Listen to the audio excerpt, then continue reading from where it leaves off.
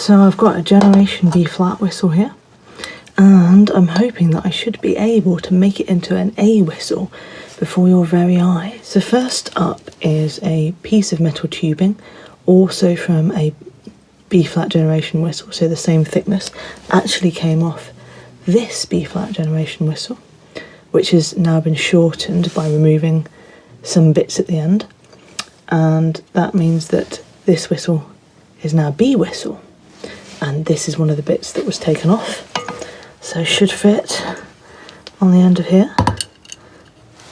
All I'm doing is wrapping electrical tape around to hold it together for now. Okay, so that's on. Now I've taken the head of this whistle off so that I can place it higher up or more pulled out, depending on how you want to put it, so that we can tune this whistle to A.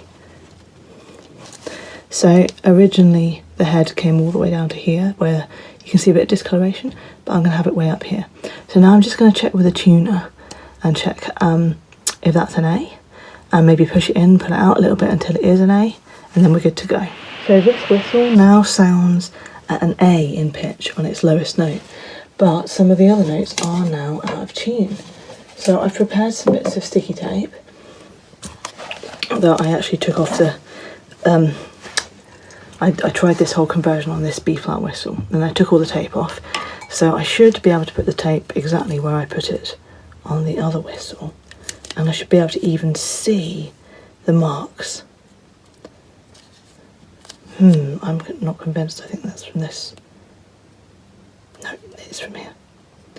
Okay, so there's one. So with these pieces of tape, because I already used them, I can see, just you probably can't see through the camera, but I can see where they're meant to go.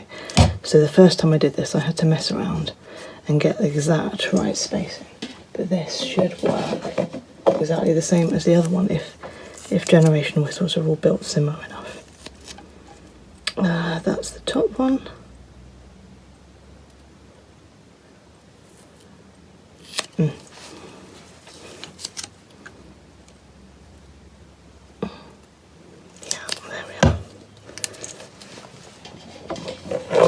Okay, so I've sort of fine-tuned it, played it a bit.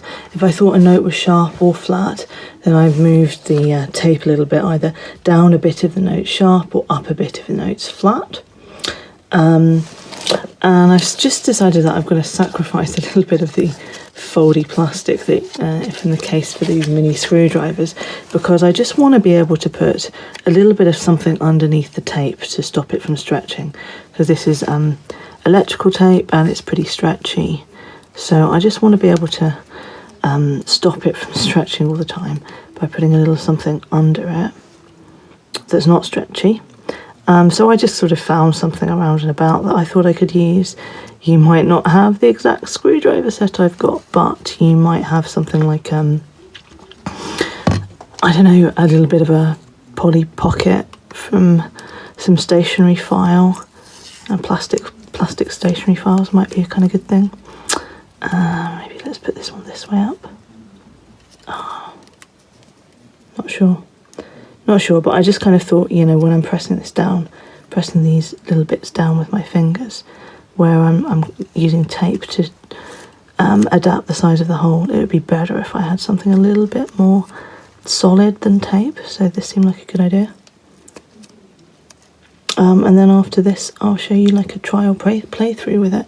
So I'll switch off the camera whilst I'm doing this. You don't need to see me do every single one. Right, let's have one last look. So I've now put the firmer bits of plastic right underneath the tape, but I realised I introduced a different problem because it created leaks out of the sides of the tape. So now we've got additional tape down at the sides of the holes as well, and that has stopped it again. So it's starting to look a bit more tape than whistle right now, but the point is it's still a Generation whistle and it's in A now, so that's a pretty good result for using just a few bits of tape and another bit of Generation whistle. I guess that's the sticking point. If you haven't made a B flat whistle and ended up with an extra bit, then I don't know where you'd get one from, but this has definitely worked for me.